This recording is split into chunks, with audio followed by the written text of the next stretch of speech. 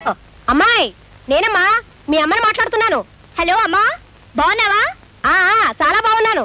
మేమంతా సరదాగానే ఉన్నాం, నువ్వేం భయపడక్కర్లేదు. ఆయన నన్నెంతో ప్రేమిస్తున్నారు. ఏమిటి దిక్కుమాలిన ఫోన్ సరిగ్గా వినపడడం లేదు, గట్టిగా చెప్పు. ఆయన నన్ను ప్రేమతో చూసుకుంటున్నారు. ఏమిటి ప్రాణాలు తీస్తున్నాడా? ప్రాణాలు తీయడం కాదే, మీ అల్లుడు గారు బాగా ప్రేమిస్తున్నారు. ఎవరిని ప్రేమిస్తున్నాడు? ఇంకెవరిని? నన్నే. నిన్ను కాదే, నన్ను. నిన్నేనా? అయితే పర్వాలేదు. ఆవకాయ పెట్టాను, పంపించమంటావా? వద్దొద్దు, జాడీలో ఉంది గాని మేం తిరుపతికి వెళ్తున్నాం. అలాగే అలాగే. కొండ మీదకి బస్సులో వెళ్ళొద్దు, నడుచుకుంటూ వెళితే 4 జన్మల పుణ్యం వస్తుంది. అన్ని సామాన్లు మోసుకొని ఎవరు నడుచుకుంటూ వెళ్తారే? సామాన్లు నువ్వు మోయొద్దే, అల్లుడు గారే పట్టుకుంటారు. ఆహా, అయితే సరేలే. 1956లో మేము తిరుపతి వెళ్ళినప్పుడు. Hello hello hello hello hello, ఈ ముండమొప్పి ఫోన్ ఇప్పుడే పడైపోయింది. చిచి,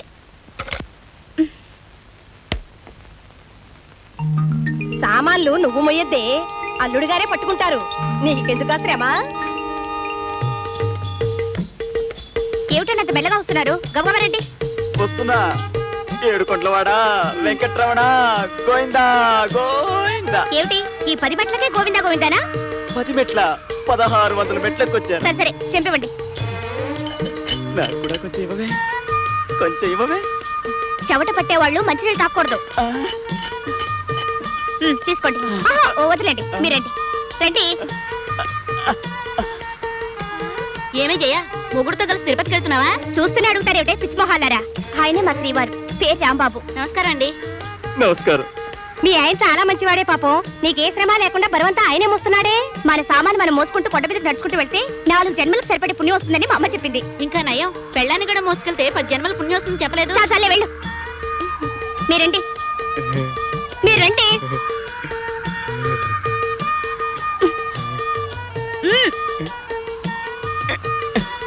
ఏమిటండి వాళ్ళు చూస్తున్నారు? మరేం లేదు, ఆ ఎల్లో చీర కట్టుకుందే ఆ అమ్మాయికి పళ్ళెత్తుగా ఉంటే.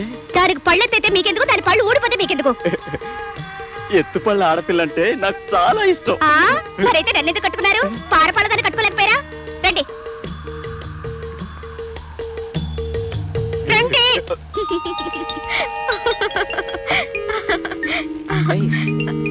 ఏం చేయ, నేను నువ్వే నవ్వేసుకుంటున్నావు? ఏం లేదు. నేను రాత్రి సంగతి జ్ఞాపకం వచ్చిందా? ఇప్పుడు అదేనా? మరేం జ్ఞాపకం వచ్చింది? మనం తిరుపతికి వెళ్ళామటండి. నేను ముందు వెళ్తుంటే మీరు సామాన్లు మోసుకుంటూ కొండ మీదకి నడుచుకుంటూ వస్తుంటే. నేను సామాన్లు మోయడం అంటే నాన్సెన్స్.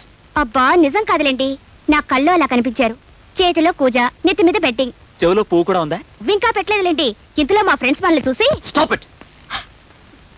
నేను నెత్తి మీద బెడ్డింగ్ పెట్టుకుని రైల్వే కూలీలాగా నీ వెంట వస్తుంటే నీ ఫ్రెండ్స్ నన్ను చూశారా? వాళ్ళ ముందు నన్ను ఇన్సల్ట్ చేయడానికి నీకెంత ధైర్యం? అదేమిటండి అలా సీరియస్ అయిపోతారు?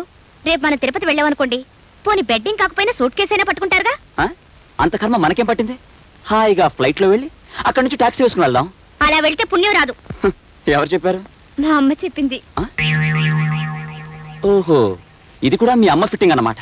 అది కాదండి, మనం సామాన్లు పట్టుకొని కొండ మీదకి నడుచుకుంటూ వెళ్తే 4 జన్మల పుణ్యం వస్తుంది.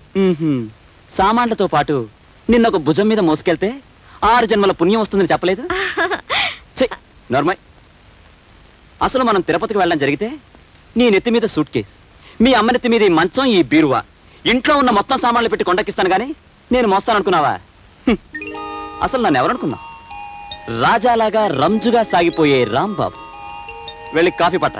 అది కాదండి, కొండ మీదకి. కొండ లేదు, బండ లేదు, అసలు తిరుపతి ప్రోగ్రామే లేదు. Get out.